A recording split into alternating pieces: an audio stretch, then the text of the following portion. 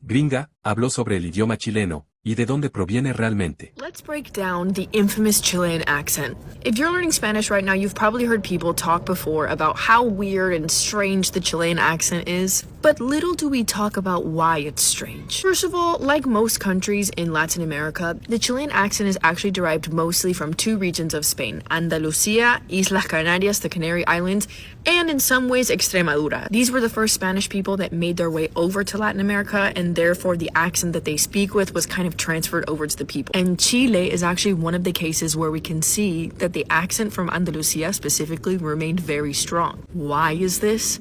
The Andes Mountains. If you look on a map, you'll notice that Chile is pretty separated by a huge mountain range from a lot of the rest of Latin America, which created a really unique and interesting culture for the country as a whole. Like, it kind of always shocks me when people make fun of the Chilean accent, because to me, having lived in Andalusia, it is one of the closest accents to the accent that I find in Andalusia. And it's also super interesting because you'll notice other countries that are fairly isolated, like for example in the Caribbean islands, the Andalusia accent also remained pretty strong. Apart from that, Chilean Spanish also has a couple of interesting factors, being that it has a lot of influence from several native languages like Quechua and Mapudungun. This is why the Chilean dialect itself has several words that are different from other versions of Spanish. Lastly, Chilean Spanish is pretty interesting because they kind of over time developed a different version of something called voceo, which derives from the use of vosotros in Spain. So in Spain, for example, if you were addressing a group of people, you might say ¿Cómo estáis?" instead of como están, right? Now, Chileans took that you plural of vosotros and made it you singular